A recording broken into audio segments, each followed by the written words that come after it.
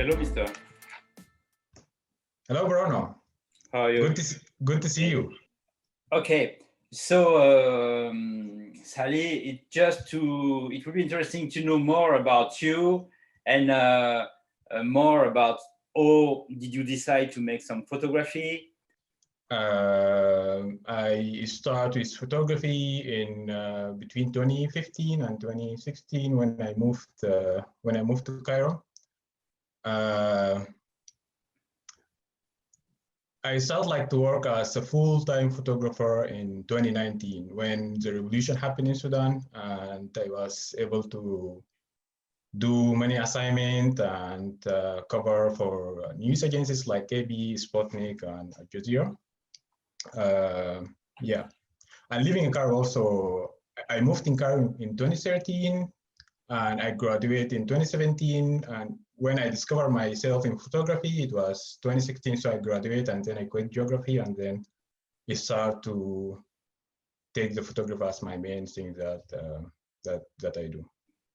Yes, but how did it come, photography? Just what is the story with it seems there is some connection with the fact that you went to Egypt, no?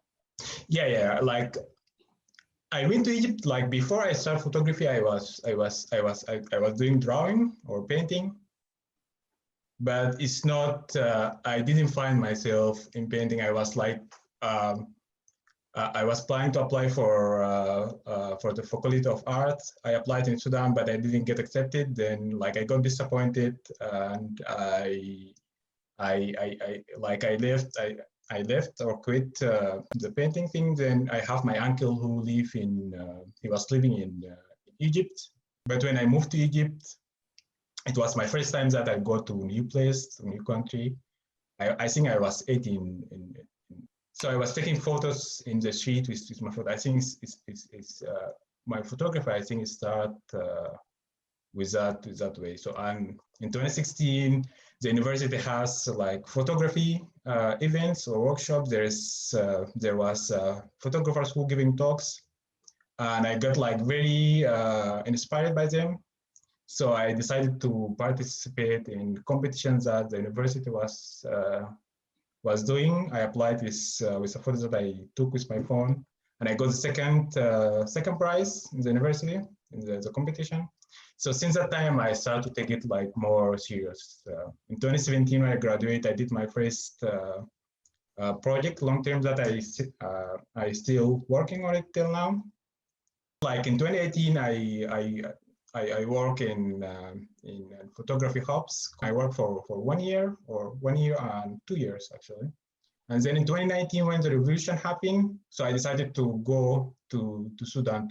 I had like assignment from the AB, from photographers I know from Cairo. She worked with the AB, so she asked that because the country was closed and journalists was not able to enter Sudan, so I had this privilege to go to Sudan and cover the revolution. Since that time, I think my work have been maybe more well known, so I started to get more assignment and more jobs. So from 2019, I started to take it as a full time, and I started to make living from it. Okay.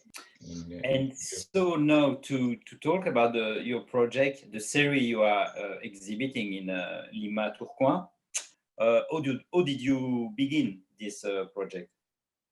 And the ones that I started, Homeseekers, I started in 2018. I started as I took like How I Met Ali and Isam. But I always had these things that I want to do something about the situation of the Sudanese in Cairo and Egypt. And through that, the home seekers, the work that we are exhibiting in Tourcoing, for you, it's talking maybe more deeply. It's talking about what? So the home seeker is more about the Sudanese refugees who in Cairo and the struggles that they face, the racial discrimination in Cairo and from the society in Egypt. And also it's about me, it's about the feelings that I had when I first come to Egypt, the feeling of alienation, longing, and loneliness that I felt when I come first time in Cairo.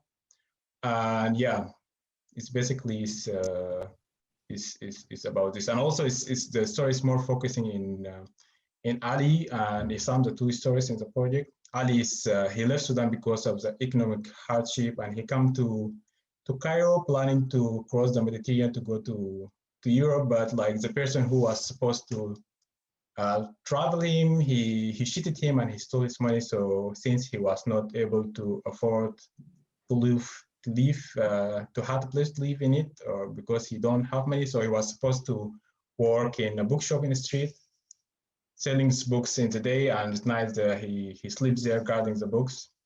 So yeah, first time I meet him in Stein, as I said. So I started to work with him like continually throughout the 2 years or 3 years when I started the project in 2018. And Isam is homosexual who, like, his family kicked him out of the house, and then he moved to live with his grandmother. But after his grandmother he died, he left Sudan because of the homophobic society and persecution in Sudan. He came to Egypt and he lived there for 3 years. He applied for asylum, and then he came to Sweden. So the project is more about the journey of these two stories, Ali and Isam, and it's about me. And yeah.